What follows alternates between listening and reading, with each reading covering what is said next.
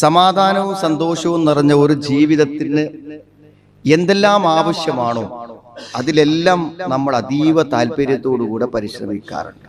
പണം നമ്മുടെ ജീവിതത്തിന് അനുകൂലമായ പല കാര്യങ്ങളും നേടിത്തരുന്നതാണ്. അതുകൊണ്ട് പണത്തിനു വേണ്ടി എന്തെല്ലാം വഴികളുണ്ടോ അതെല്ലാം തേടുന്നവരും ശരീരവും മനസ്സും മറന്ന് അതിന് അധ്വാനിക്കുന്നവരുമാണ് നമ്മളിലേവരും. ജീവിതത്തിലെ അനുകൂലമായ സാഹചര്യങ്ങൾ ഉണ്ടാക്കാൻ വേണ്ടി നമ്മൾ പരിശ്രമിക്കാറുണ്ട്. പക്ഷേ എല്ലാം നമുക്ക് അനുഭവിക്കാനും ആസ്വദിക്കുവാനും ഒരു മനസ്സാണ് നമുക്ക് യഥാർത്ഥത്തിൽ ആവശ്യം.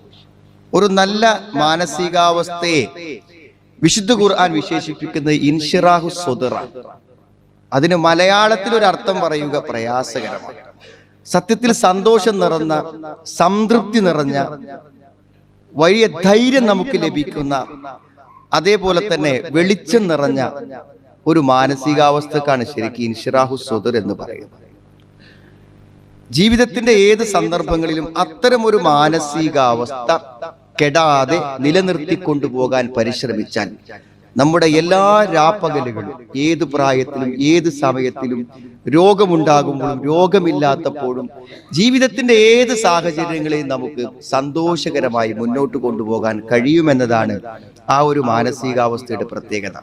നമുക്കെല്ലാവർക്കും അറിയാം, ജീവിതത്തിൽ ഏറ്റവും പ്രതിസന്ധി നിറഞ്ഞ ഒരു യാത്രക്ക് ഒരുങ്ങുമ്പോൾ മൂസാ നബി അലൈഹിസ്സലാം അള്ളാഹുവോട് ചോദിച്ചത് റബ്ബിശ്റഹ് ലീ സുദ്രി, എന്റെ മനസ്സിന് ഒരു ഇൻഷിറാഹ്, ഒരു വിശാലത, ഒരു സന്തോഷം, ഒരു ആത്മധൈര്യം അതൊക്കെ എനിക്ക് നൽകണേ എന്നാണ്. ഫിർഔനുമായി നേരിടാൻ പോകുമ്പോഴും ആ പ്രതികൂലാവസ്ഥ ഒരിക്കലും മനസ്സിനെ സ്വാധീനിക്കാതെ, മനസ്സിന്റെ സമനില തെറ്റിക്കാതെ, മനസ്സിനെ അധൈര്യപ്പെടുത്താതെ, അസ്വസ്ഥതപ്പെടുത്താതെ ആ മനസ്സ് നിലനിന്ന് കിട്ടുക എന്നുള്ളത്. അങ്ങനെ നിലനിന്നാൽ എപ്പോഴും നമ്മൾ സന്തോഷവാന്മായിരിക്കും. ഒരു പക്ഷേ ഏറ്റവും ജീവിത പ്രയാസങ്ങളും വേദനകളും അനുഭവിക്കുന്ന ഒരു വ്യക്തിയെ നമ്മൾ ഏറ്റവും സന്തോഷവാനായി കാണുന്നു. എന്നാൽ പ്രത്യേകിച്ച് ഒരു പ്രശ്നമില്ലാത്ത, ആരോഗ്യപരമായോ സാമ്പത്തികമായോ ഒന്നും ഒരു പ്രശ്നമില്ലാത്ത ഒരാള് ഒരു മാരകമായ രോഗം ബാധിച്ച ഒരാളെക്കാളും അസ്വസ്ഥനായി കാണുന്നു. അപ്പൊ ഇതൊന്നും രോഗങ്ങളോ ഭൗതിക കാരണങ്ങളുമായോ ബന്ധപ്പെട്ടതല്ല, മനസ്സുമായി മാത്രം ബന്ധപ്പെട്ട ഒരു കാര്യമാണ്. നബി സല്ലല്ലാഹു അലൈഹി വസല്ലമക്ക് പ്രതികൂലമായ പ്രബോധന സാഹചര്യങ്ങളെ അതിജീവിക്കുവാൻ വേണ്ടി അള്ളാഹു പ്രവാചകന് നൽകിയ ഏറ്റവും വലിയ അനുഗ്രഹമായിട്ടാണ് എടുത്തു പറയുന്നത് അലം നശ്റഹ് ലക സദ്റക, നിനക്ക് നിന്റെ മനസ്സിനെ ഞാൻ വിശാലമാക്കി തന്നില്ലയോ എന്നാണ് അള്ളാഹു ചോദിക്കുന്ന ഒരു ചോദ്യം. അപ്പൊ സുഹൃത്തുക്കളെ, എന്തുകൊണ്ട് അങ്ങനത്തെ ഒരു മാനസികാവസ്ഥക്ക് വേണ്ടി നമുക്ക് പരിശ്രമിച്ചുകൂടാ?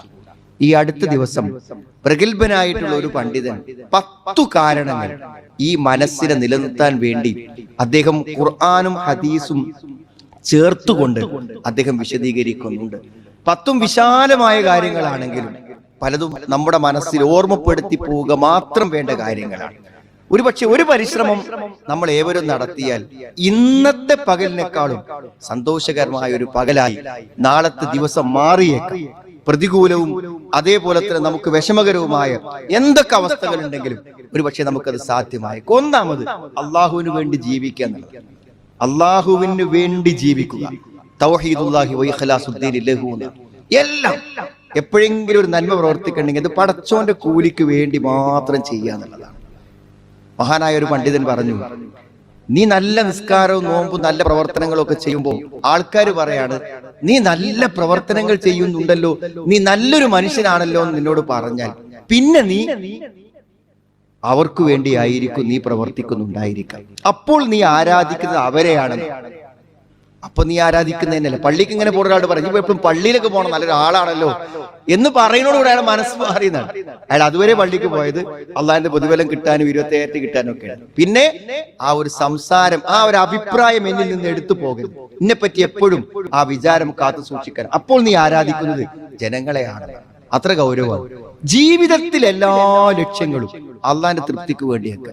ഇനിയിപ്പോ ഒരാളെ നമ്മളെ കുറ്റപ്പെടുത്തി, നമ്മളെന്താ ചിന്തിക്കുക, ഞാൻ എന്തായാലും തെറ്റ് ചെയ്തിട്ടില്ല, ഞാൻ അള്ളാഹുവിന്റെ നിയമത്തിന് എതിര് ചെയ്തിട്ടില്ല, ഞാൻ എന്തിനാ ഇപ്പൊ ഇതിന് ടെൻഷൻ ആവുന്നു?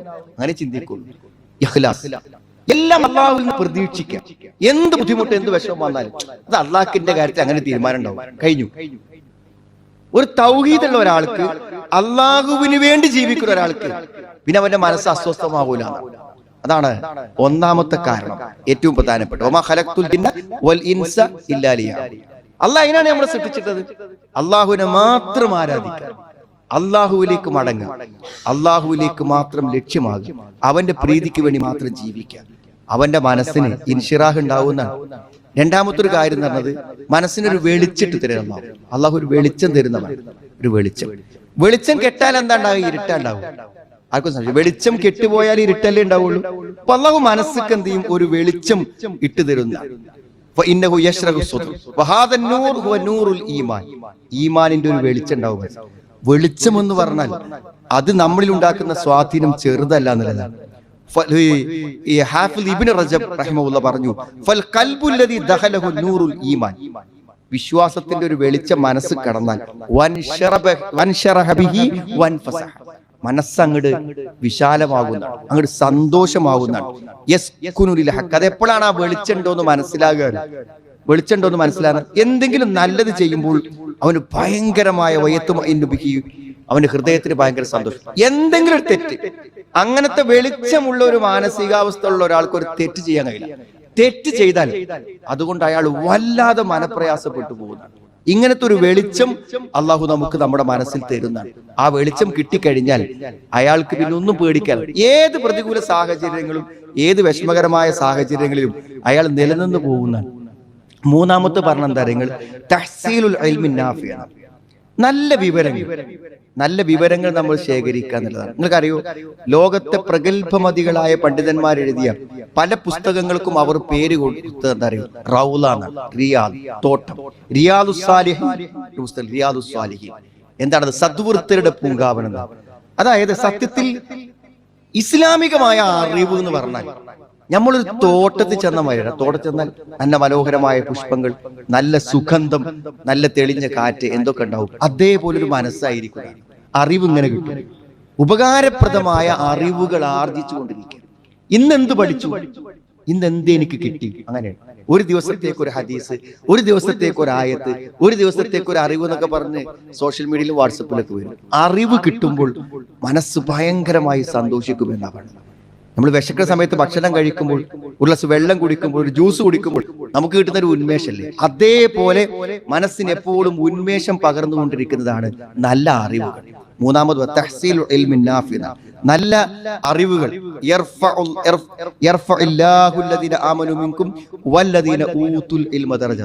അറിവ് കിട്ടും തോറും പദവികൾ ഇങ്ങനെ ഉയരുന്നു, നമ്മുടെ മനസ്സിന്റെ അവസ്ഥകൾ ഇങ്ങനെ മാറിക്കൊണ്ടിരിക്കുന്നതാണ്. ഒരു ക്ലാസ്സും ഒരു പരിപാടിയും ഒന്നും കേൾക്കാതിരിക്കുമ്പോഴാണ് സത്യത്തിൽ നമുക്ക് ഈ പ്രയാസങ്ങളൊക്കെ, ഈ മനസ്സെപ്പോഴും ഒരു പ്രത്യേകമായ ഒരു മാനസികാവസ്ഥ സൃഷ്ടിക്കപ്പെടുന്നതാണ്. നാലാമത്തെ ഒന്നാം കാര്യങ്ങള് ആരാധനകൾ വല്ലാതെ മനസ്സിനെ മാറ്റുമെന്നാണ് പറയുന്നത്. നിസ്കാരമൊക്കെ, പ്രത്യേകിച്ചും നിസ്കാരം എന്നൊക്കെ പറഞ്ഞാൽ ആ നിസ്കാരം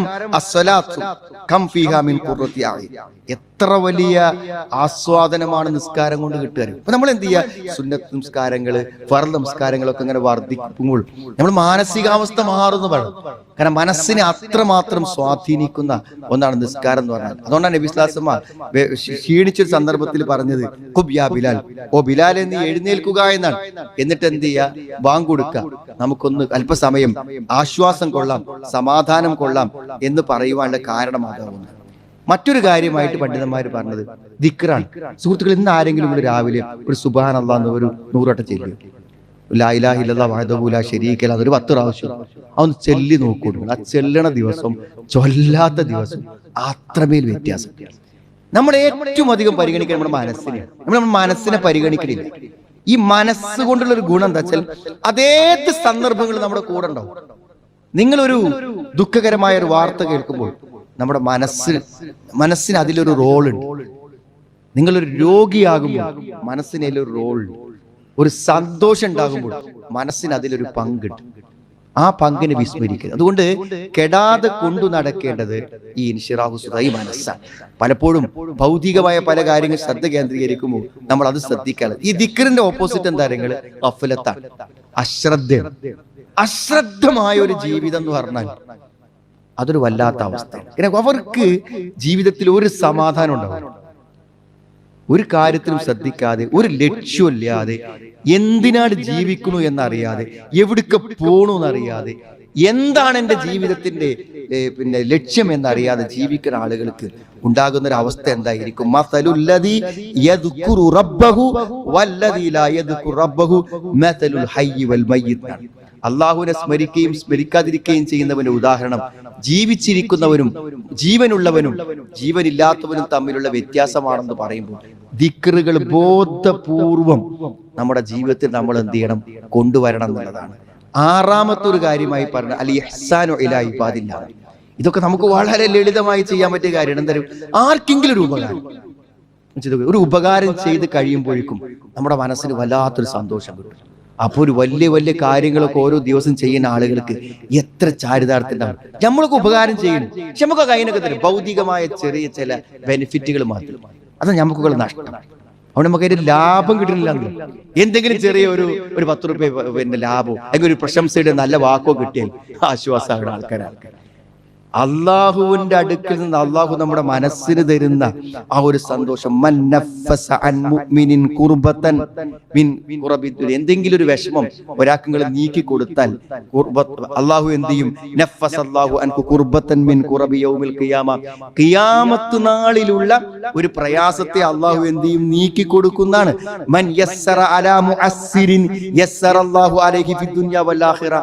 എന്ത് ചെയ്യും? ഒരു പ്രയാസപ്പെടുന്ന ഒരു ആശ്വാസം നൽകിയാൽ ഇഹലോകത്തും പരലോകത്തും അവന് ആശ്വാസം നൽകും. എന്തെങ്കിലും ഒരു ഉപകാരം ചെയ്യും. നമ്മൾ ഈ നടന്നു പോകുമ്പോൾ ഇരിക്കുമ്പോൾ നിങ്ങൾ ചെയ്യുന്ന ജോലിയുടെ രംഗത്ത് നിങ്ങൾ വീട്ടിലിരിക്കുമ്പോൾ നിങ്ങളുടെ അയൽവാസിക്ക് നിങ്ങളൊരു യാത്ര ചെയ്യുമ്പോൾ ആ യാത്ര ചെയ്യുന്ന ഒരാൾക്ക് എന്തൊക്കെ നന്മകൾ നമുക്ക് ചെയ്യാൻ പറ്റും. അത്രമാത്രം ബുദ്ധിമുട്ടുന്ന ആളുകൾ ആ ഓരോ നന്മകളും നമ്മുടെ മനസ്സിന്റെ സന്തോഷത്തെയും മനസ്സിന്റെ ശക്തിയെയും മനസ്സിന്റെ വിശാലതയെയും പരിപോഷിപ്പിച്ചുകൊണ്ടിരിക്കുമെന്നാണ്. ഏഴാമത്തെ കാര്യമായിട്ട് പറഞ്ഞത് അശ്ശജാഅത്താണ്, ധൈര്യം. നമ്മൾ ഭീരുക്കളായി ജീവിക്കരുത്, പേടിച്ച് ജീവിക്കരുത്. ഭയമുള്ള ഏത് അവസ്ഥകളും മനസ്സിന് ഏറ്റവും പരിക്കുള്ള അവസ്ഥ. നമ്മൾ എന്തിനു പേടിക്കണം സുഹൃത്തുക്കളെ? എന്തിനു നമുക്ക് പേടി? ഒരു മനുഷ്യന് പരമാവധി പേടിക്കാനുള്ളത് മരണമാണ് അല്ലെ? ആകെ പേടിക്കാനുള്ളത് മരിക്കുന്നല്ലേ? മരിക്കും. മരണം നമ്മൾ പേടിക്കാൻ കാരണം നമ്മൾ ഓരോ ദിവസവും അപ്രതീക്ഷിതമായ മരണങ്ങൾ കാണുകയാണ്. ഒന്നും പേടിക്കേണ്ട കാര്യമില്ല. മരിക്കാതിരിക്കാൻ പറ്റില്ല, നമുക്ക് എല്ലാവർക്കും അറിയാം. മരിക്കാതിരിക്കുന്ന ഒരവസ്ഥ ഉണ്ടാവില്ല എന്ന് എല്ലാവർക്കും അറിയും. പിന്നെ മരിക്കണത് എന്തിനാന്ന് വെച്ചാൽ നമ്മൾ ഇത്രകാലം ദുനിയാവിൽ എന്തിനാണോ അധ്വാനിച്ചത് അതിന്റെ ഫലം വാങ്ങാനാണ് പോകുന്നത്, മരിച്ചു പോകണം. ഇബ്നു ഖയ്യിം റഹിമഹുല്ലാ പറയുന്നുണ്ട്, ഖബറിൽ സന്തോഷത്തിന്റെയും ദുഃഖത്തിന്റെയും വെളിച്ചത്തിന്റെയും ഇരുട്ടിന്റെയും ഒക്കെ അവസ്ഥകളുണ്ട്. അതേപോലെയാണ് മനസ്സെന്ന്. മനസ്സിനുമുണ്ട് അതേ അവസ്ഥകൾ. നമ്മുടെ മനസ്സിന്റെ ഉള്ളിൽ ഭയം ഉണ്ടാവും, ദുഃഖം ഉണ്ടാവും, വിഷമം ഉണ്ടാവും. ഇതേപോലെ തന്നെ ഖബറിന്റെ ഉള്ളിലൊന്നാണ്. നമ്മുടെ ജീവിതത്തിൽ സന്തോഷവും സമാധാനമായിട്ട് നമുക്ക് ഇവിടെ ജീവിക്കാൻ പറ്റുന്നുണ്ടെങ്കിൽ ഖബറിലും അങ്ങനെ തന്നെ ജീവിക്കാൻ പറ്റുമെന്നാണ് പറയുന്നത്. നമ്മുടെ മനസ്സെപ്പോഴും അങ്ങനത്തെ ഒരു അവസ്ഥയിൽ ധൈര്യത്തിൽ ജീവിക്കും. നമുക്ക് എന്താ പേടിക്കാല്ലേ? പടച്ചോൻ തീരുമാനിച്ചതേ വരൂ, തീരുമാനിക്കാത്ത ഒന്നും വരൂല.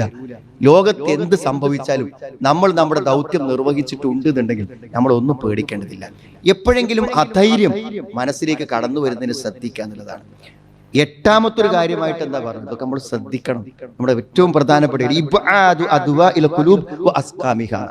എന്താ അർത്ഥം? നിങ്ങൾ മനസ്സിന് വെച്ചിട്ട് രോഗങ്ങളുണ്ട്, അസൂയ, വെറുതെ അയൽവാസിനോട് ഇങ്ങനെ ഒരു പകയും വെച്ചിരിക്കുന്നതാണ്. എന്താ പാടില്ല? നമ്മളെ മനസ്സിങ്ങനെ ഇടങ്ങേറാകുക എന്നല്ലാതെ അപ്പുറത്തെ കച്ചവടക്കാരനോട് അവന്റെ കടയ്ക്ക് ഒരാൾ സാധനം വാങ്ങാൻ കയറിയ നമ്മൾ ഇപ്പുറത്ത് ഇങ്ങനെ ഇടങ്ങേറായിരിക്കാം. എന്താ പാടൊക്കെ നമുക്ക് വിധിച്ചത് നമുക്ക് വരും വിചാരിച്ചാൽ പോരെ സുഹൃത്തുക്കളെ? അയൽവാക്കക്കാരൻ നല്ലൊരു കാറ് വാങ്ങിന് നമ്മളിതിനെ ഇടങ്ങേറായി ജീവിക്കുന്നത്. നമ്മുടെ ജ്യേഷ്ഠന്മാരും അനുജന്മാർക്ക് ആർക്കും ഒരു സാമ്പത്തിക പുരോഗതി ഉണ്ടായില്ല, നമ്മളിതിനെ വേദനിച്ച് ജീവിക്കണേ.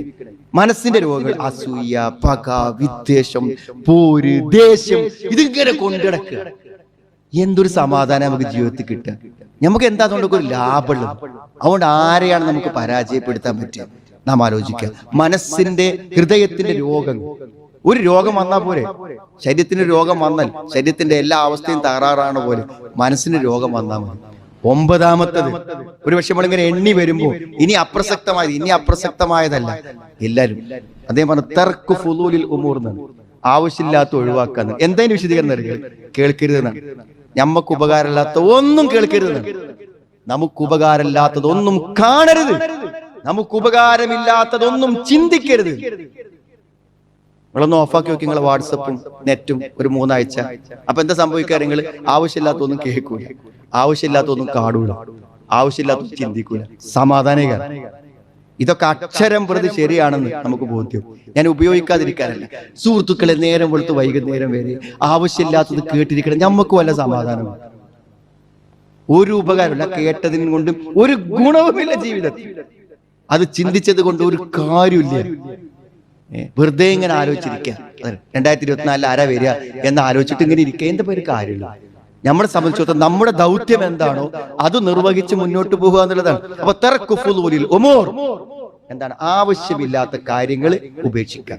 ആവശ്യമുള്ള ചിന്തിച്ചാൽ മതി, ആവശ്യമുള്ളത് കേട്ടാൽ മതി, ആവശ്യമുള്ളത് പിന്നെ നോക്കിയാൽ മതി, കണ്ടാൽ മതി എന്നാണ്. അവസാനത്തെ 10ാമത്തെ എന്താണെങ്കിൽ, ഏറ്റവും അധികം ജീവിത സന്തോഷവും സമാധാനവും അനുഭവിച്ചത് ആരാണെന്ന് ചോദിച്ചാൽ അത് നബി സല്ലല്ലാഹു അലൈഹി വസല്ലമയാണ്. അതുകൊണ്ട് പ്രവാചകന്റെ ജീവിതത്തെ എത്ര കണ്ട് അനുധാവനം ചെയ്യുന്നുവോ അത്ര കണ്ട് ഒരാൾ സന്തോഷവാനാവും. നബി സല്ലല്ലാഹു അലൈഹി വസല്ലമയുടെ സുന്നത്തായിട്ട് എന്തെങ്കിലും എവിടുന്നെങ്കിലും കിട്ടിയാൽ അത് ചെയ്തു നോക്കുക. അങ്ങനെ ചെയ്യുമ്പോൾ എന്ത് ചെയ്യുമെന്നറിയോ? ഓരോ സുന്നത്തുകളും ആ പ്രവാചകന്റെ ജീവിതത്തിലേക്ക് നമ്മൾ അടുപ്പിക്കും. ആ പ്രവാചകൻ സല്ലല്ലാഹു അലൈഹി വസല്ലമ അനുഭവിച്ച ജീവിതത്തിന്റെ ചാരിതാർത്ഥ്യവും സന്തോഷവും നമ്മുടേതായി മാറുമെന്നാണ്. ലളിതമാണ്, നമുക്കെല്ലാവർക്കും പ്രായോഗികമാണ്, നമ്മുടെ എല്ലാവരുടെയും ജീവിതത്തിൽ നമുക്ക് അവസരങ്ങൾ ലഭിക്കുന്നതാണ്. അതുകൊണ്ട് സുഹൃത്തുക്കളെ, അള്ളാഹുവിന് മാത്രം ജീവിതം സമർപ്പിച്ച് അവനോട് മാത്രം പ്രാർത്ഥിച്ച് നല്ല അറിവുകൾ നേടാനുള്ള അവസരങ്ങളെ ഉപയോഗപ്പെടുത്തി ദിക്റുകളിൽ നമുക്ക് അറിയാവുന്ന ചൊല്ലിപ്പറഞ്ഞ് ഹൃദയത്തിന്റെ രോഗങ്ങളിൽ നിന്ന് മുക്തി നേടി മനസ്സിൽ വെളിച്ചവും പ്രകാശവും നിറച്ച് അനാവശ്യ കാര്യങ്ങളെ നിരാകരിച്ച് ഒരു നല്ല മനസ്സിനെ സൃഷ്ടിക്കുമ്പോൾ ജീവിതത്തിന്റെ വീട്ടിലാവുമ്പോഴും നമ്മുടെ കുടുംബത്തിലാകുമ്പോഴും ഒറ്റയ്ക്ക് ഇരിക്കുമ്പോഴും ഒരു പ്രതികൂലത നമ്മളിലേക്ക് വരുമ്പോഴും മരണത്തിന്റെ കിടക്കയിലാകുമ്പോൾ പോലും മനസ്സ് നമുക്ക് പിന്തുണ തന്ന് വെളിച്ചം തന്ന് ധൈര്യം തന്ന് കൂടെ ഉണ്ടാകും. അങ്ങനത്തെ വിശാലതയുള്ള ഒരു ഹൃദയത്തെ, സന്തോഷമുള്ള ഒരു മാനസികാവസ്ഥയെ അള്ളാഹു നമുക്ക് എല്ലാവർക്കും പ്രദാനം ചെയ്യുമാറാവും.